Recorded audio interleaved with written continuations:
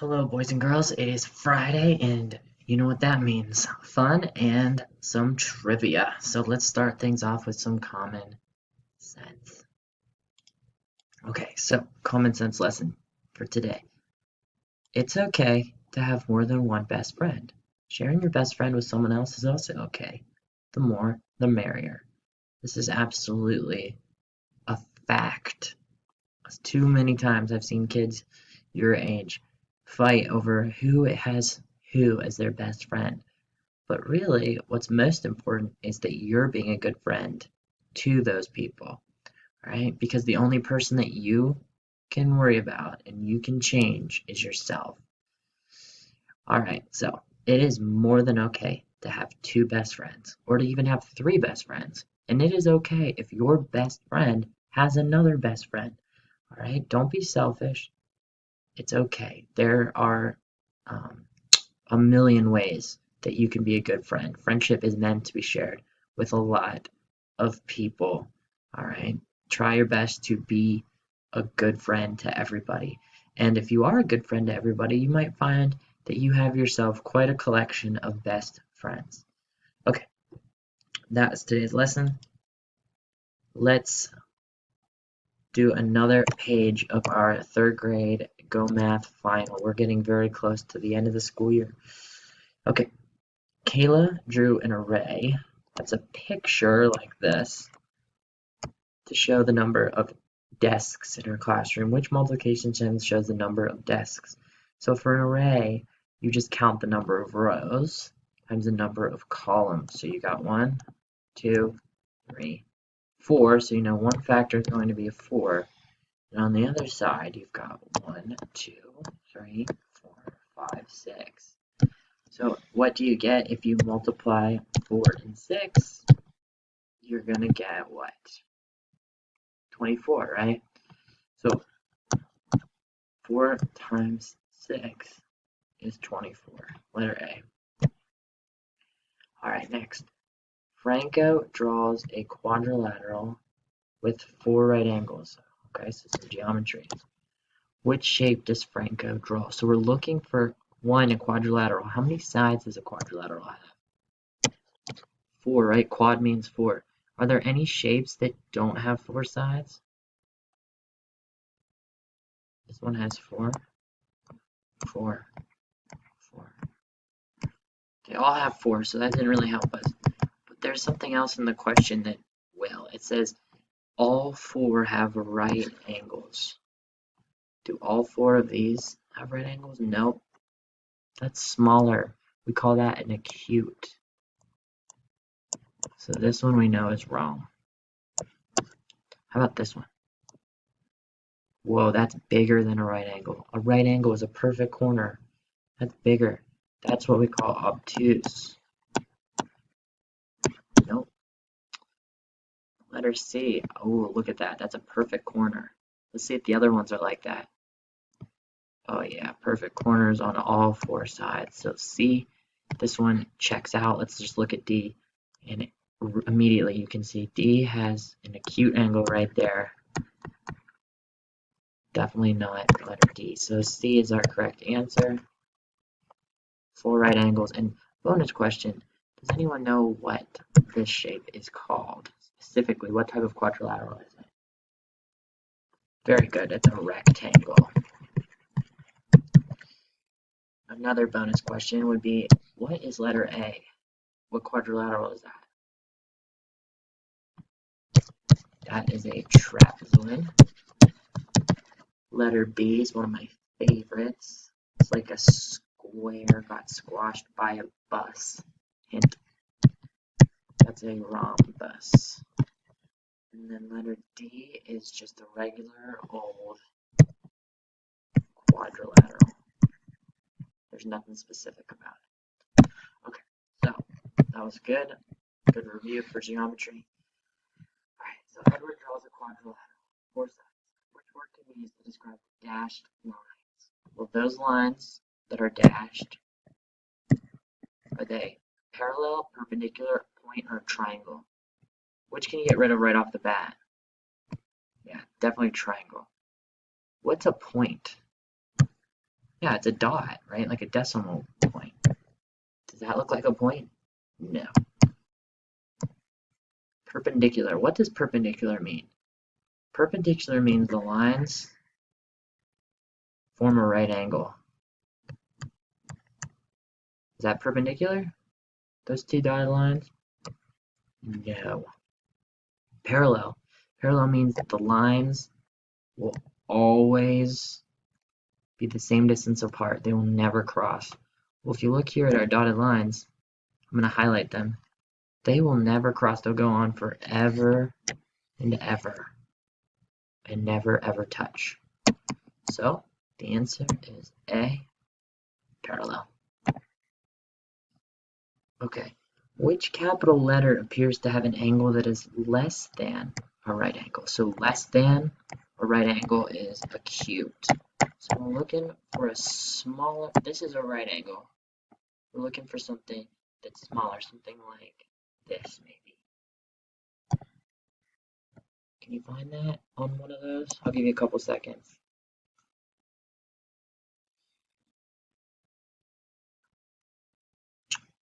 All right, what did you get?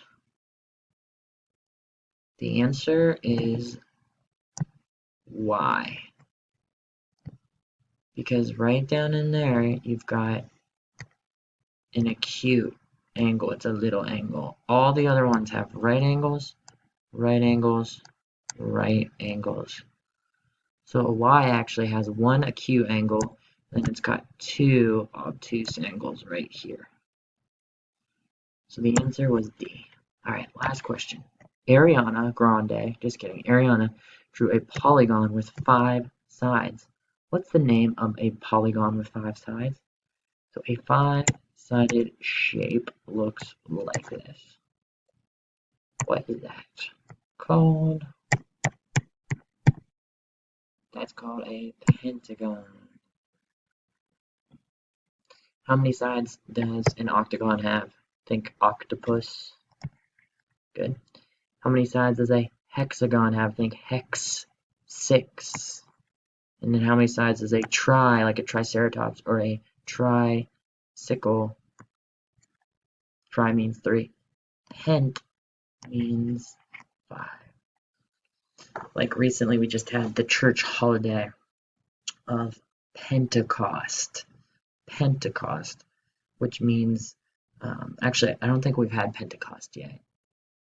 I can't remember. Maybe we have. I can't remember. Pentecost means 50 days. It's got that 5 in it after the Passover. Anyway, let's move on to our next topic, which is some science. I love some science.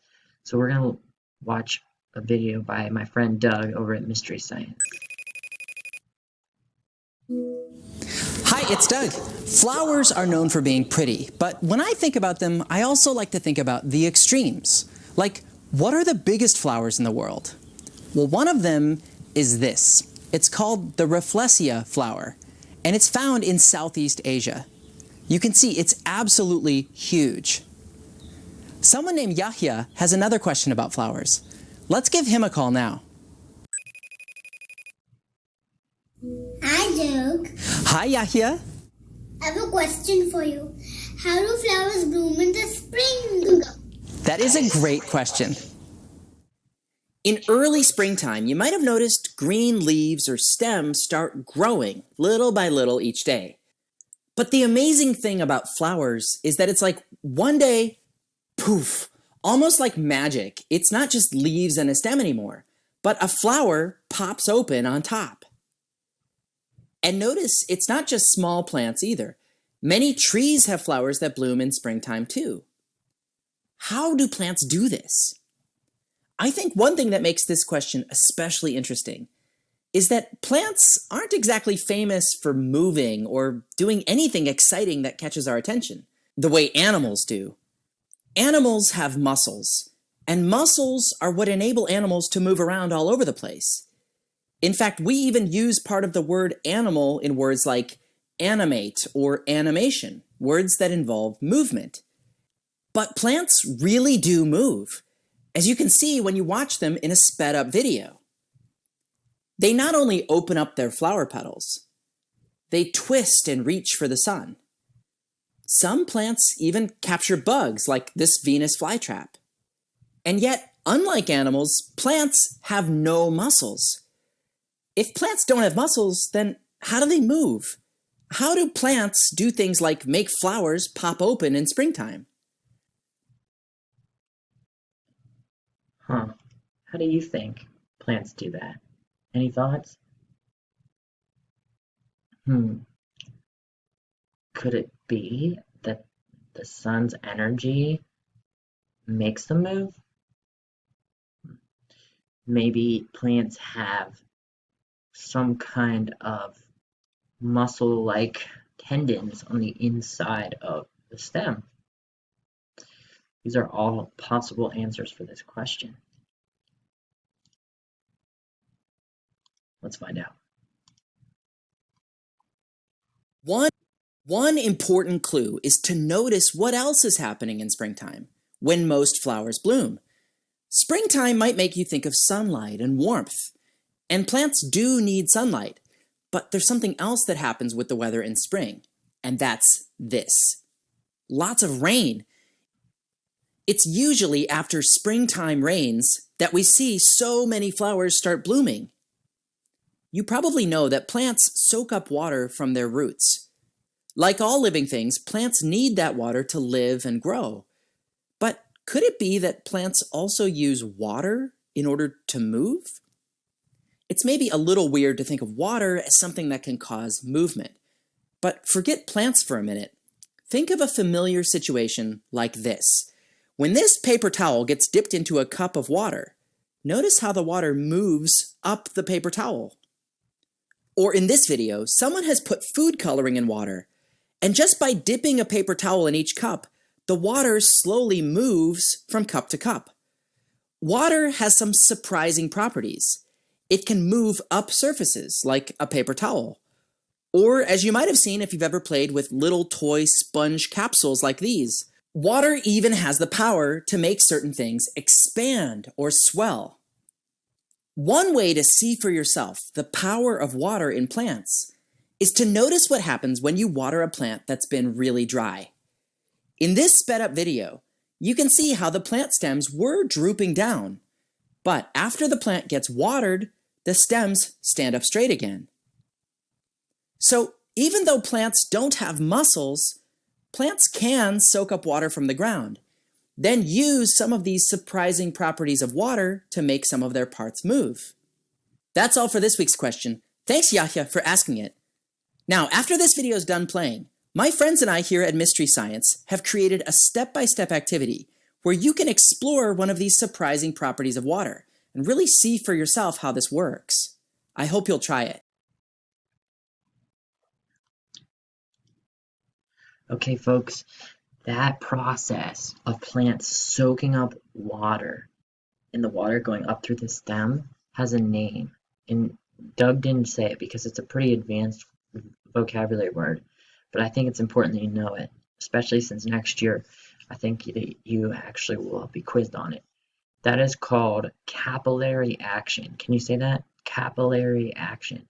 When the water is sucked up through the veins. All right, so you know how you have veins and arteries? Talked about that a few weeks ago, that transport blood throughout your body. You can see them if you look really close. They look like blue. Well, plants have veins as well, but their veins are called xylem and phloem. I believe it's the xylem that takes the water up and the phloem that brings it down. And it is just like blood in your body.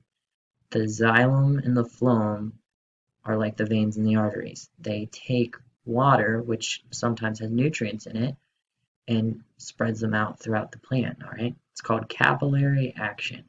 And the best experiment you can do to witness that is to take a piece of celery and get a cup, all right? Just get a glass and pour water into the glass. Put some food coloring in it. Red works the best. So you have red water, and you put a piece of celery in the red water, preferably celery that still has the leaves on it. put it in so the leaves are sticking out, and give it a day. At the end of the day, your celery will be completely red because of capillary action. It's an easy way to see how xylem and phloem work in a plant. So anyway, we are pretty much done. We are going to end today. I told you it's Friday. It's fun. It's short with some trivia. So I only have a few questions for you. Bust out those pennies or those goldfish or M&Ms, whatever. Reward yourself if you get these questions right. First one, what animal is Chick-fil-A's mascot? This is kind of ironic. Chick-fil-A, the restaurant that only serves chicken, their mascot is a cow. And it's a cow that says, eat more chicken. It's hilarious. Alright, if you have to walk on the road, what side should you be on?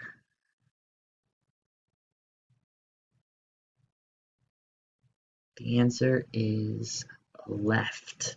You ride on the right, you walk on the left. Look at the word walk. How many letters are in it? 1, 2, 3, 4, right? Left. How many letters are in it? 1, 2, 3, 4. That's how you remember. Walk on the left. Okay. What tape, like the sticky stuff that you use, famously can fix anything? It's always a joke about it. They even have competitions to see who can make the best outfit out of it. The answer is duct tape. Duct tape, which is actually spelled duct tape because it was created for vents like heaters and air conditioning, which is called duct work. Like the tubes that move the air in your house, those are called air ducts. But the brand that makes duct tape, the famous brand that makes it, is spelled like the animal duct tape. Oftentimes you hear people call it duct tape. It doesn't really matter. Technically, though, it is duct tape. Okay, 2 more questions left. This one is a 2-parter, and it's one of the most important questions I can ask you all year. As an American, you have certain rights and responsibilities. Can you name one of each? I'll give you some time.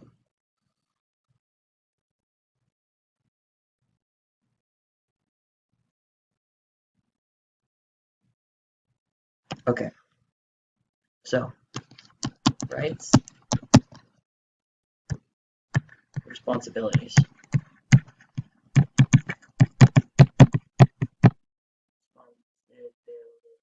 Okay, so let me give you some examples. Rights are things that the government has to protect for you. It is your right. No one can take it away. The First Amendment has a bunch of rights in it. In America, you have the right to say what you want. Free speech. You have the right to practice whatever religion you want. You want to be a Christian? You can go to church. No one's going to stop you. You want to be a Muslim? You can go to a mosque. No one's going to stop you. All right? You want to worship a flying spaghetti monster? No one's going to stop you, even though that's ridiculous. Those are some examples of rights. Some other rights that you have, besides freedom of speech, freedom of religion, you have the freedom to write things that you want that might go against what the government writes. You have the ability to petition for change, get enough signatures. The government has to listen to you. You also have the right to assemble, which is kind of a right that's being violated right now with coronavirus. The freedom of assembly means that you can associate with whoever you want. So if you wanted to, you could hang out with a bunch of Nazis. All right, there's nothing illegal about that. I don't know why you'd ever want to do that, but it's true, you can. All right, so let me clear myself here and give me some more space. Some other rights. You have the right to remain silent if you get arrested, all right? You have the right to have a lawyer present if you're being questioned by the police. The police cannot break into your home without a warrant from a judge, right? So you have the right to privacy. I'll write that down. All right? The police can't just come over to your house and say, let me in. They have to have probable cause and get a search warrant to search your house or your car or anything that belongs to you. All right? So that's your privacy rights. You have the right to have a trial by jury of your peers. So if you're convicted of a crime, you have the right to have other people, other Americans decide your fate rather than a judge, right? Because we all know judges can be biased at times. All right, there are a lot of other rights in America. It's the freest country in the world, the most egalitarian, that's the word that means freedom, of anyone or anywhere in the world, all right? America. Now, what are some responsibilities that you have as an American? What are some things that aren't rights but responsibilities that you need to make sure you're doing as an American citizen? Can you think of one? I'll move myself over here. Well, let me give you some examples. It is your responsibility to pay taxes. It is your responsibility to serve in the military if the government calls on you. Believe it or not, folks, every single American when they're 18 has to enlist in the service. And whenever I say enlist in the service, I don't mean that they have to join the military. They just have to be willing to join if the country needs them. So whenever you're 18, only for men, the girls don't have to worry about that yet. But if you're a male and age 18, technically, if the United States was in a war that demanded a draft, you would have to serve in the military if you were picked. Okay, this happened during World War II. It also happened during Vietnam. There was a draft, and people were chosen to go serve the country, even if they didn't want to. So that's a responsibility. Don't worry, boys. If you don't want to go into the military, you're not going to have to serve anytime soon. I guarantee you. There's no very, very, very small, very, very, very, very small likelihood that America will ever have to have another draft. All right. So if you want to go, that's awesome, and I'm very proud of you for wanting to serve our country. But you don't have to go if you don't want to. It's just technically it's a responsibility though. If you did get called on to serve, you would have to go. All right. So paying taxes, serving in the military, what are some other responsibilities? Well, you have responsibilities as an American citizen to respect the laws. That's the biggest one probably. So if there's a law that says that you cannot go outside and have your dog poop on another person's lawn, you better respect that law because it is your responsibility to make sure that your dog doesn't. And if your dog does, you better clean it up. Same thing with more basic laws. Like it's your responsibility not to murder anyone. It's your responsibility if you see someone get murdered that you need to report it to the police. If you see someone steal something, it is your responsibility. All right? Anytime you witness a crime, it's your responsibility to go to the authorities. That means the police. Okay? It's also your responsibility to go to school. As an American citizen, you are responsible to go to school from the age of, I think it's 7 to the age of 17 now in Pennsylvania. It just went up. It used to be 16. Now it's 17. So it is your responsibility to go and attend school and do your best. in school, right? That is your responsibility, right? It is also happens to be your right. It is both a right and a responsibility. It falls right in the middle, okay? Please do not waste that. There are plenty of other kids in other countries that do not get nearly the quality of education that you get, all right? That would love to come to a school like Mercer and would love to have awesome classmates and a fantastic teacher. Sorry, that was shameless. But there are a lot of I'm being serious when I say there are a lot of kids in other places that would love to have the opportunities that you have. Do not waste them. All right? Be responsible. Do your best. Try your hardest. All right? See if you can actually learn something at that thing called school. Okay, so those are some examples of rights and responsibilities. Maybe you thought of other ones. If so, I'm proud of you. Great job. If you thought of some of the ones that we said, awesome work. All right, be thinking about that. It's one of your major responsibilities in school is to learn your rights and responsibilities. Okay, last question. Can you name all the fourth grade teachers at Mercer? Okay, let's see how you did. Got Humes, Miss Humes. You've got Miss Wishart. You've got Miss Huber. And you've got Mrs. Isbell. So, bye-bye to a man teacher. You are going to have a woman teacher next year. Miss Humes, Miss Wishart, and Miss Huber are all single. They are not married. Mrs. Isbell is, so she's the only one that's a Mrs. You may or may not. I can't remember if you were in second grade when Mrs. Isbell was a teacher. I don't think you were. No, because in first grade, whenever you were going into second grade, she ended up switching with Mrs. Bright. And I know a lot of you had Mrs. Bright. So anyway, those are your 4 options for next year. I hope you've been thinking about who you want. You don't always get who you want, obviously, but it is worth thinking about. Yeah, so anyway, those are your future options for 4th grade. All right, this is where I will bid you adieu until next week.